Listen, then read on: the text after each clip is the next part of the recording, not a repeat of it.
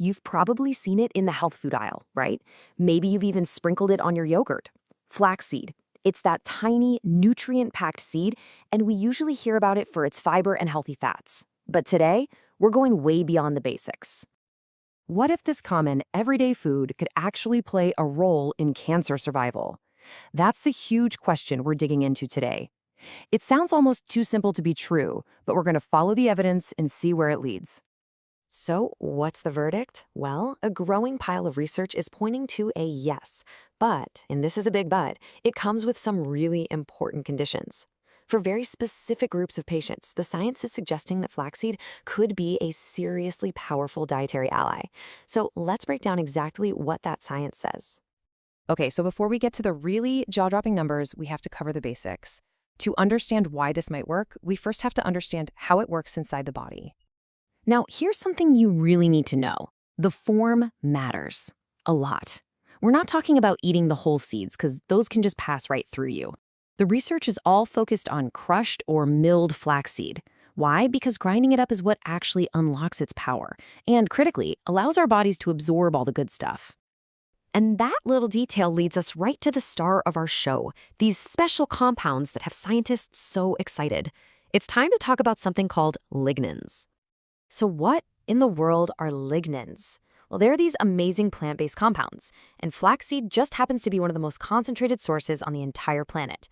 Think of them as the raw ingredient, but on their own, they're not quite ready for prime time. Your body has to convert them into something else first. And this is where your gut microbiome totally takes over.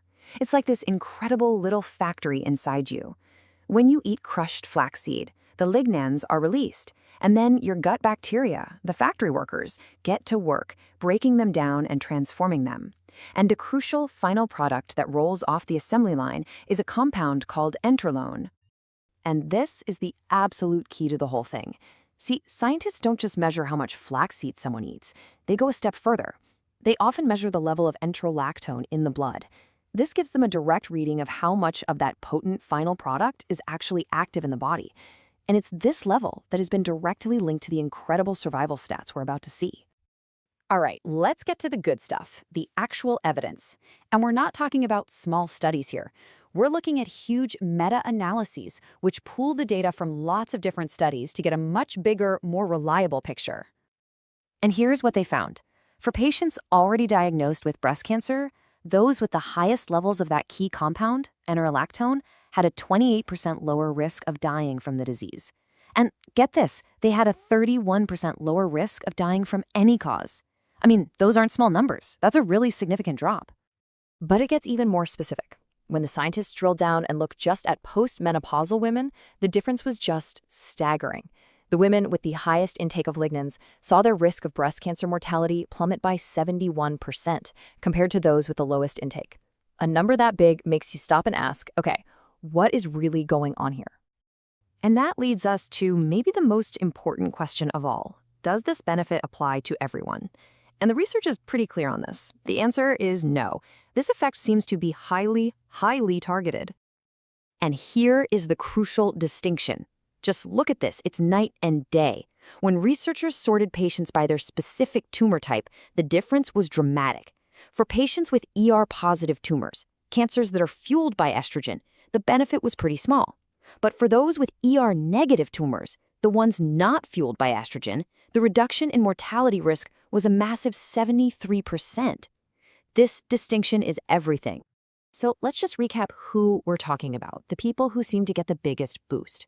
The research keeps pointing to these three groups: postmenopausal women, patients with those ER-negative tumors, and patients with node-negative cancer, which just means the cancer hasn't spread to the nearby lymph nodes yet. And just to hammer that point home about early-stage cancer, check out this number.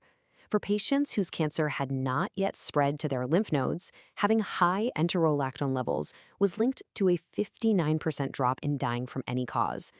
It's another huge piece of the puzzle, really zeroing in on who this seems to help the most. So what do we make of all this? Well, it's pretty clear this isn't some magic cure-all. Of course not. But it really does look like it could be a powerful tool in the toolbox for the right people. And like any tool, you have to know how it works. Remember that whole conversion process, the little factory in your gut?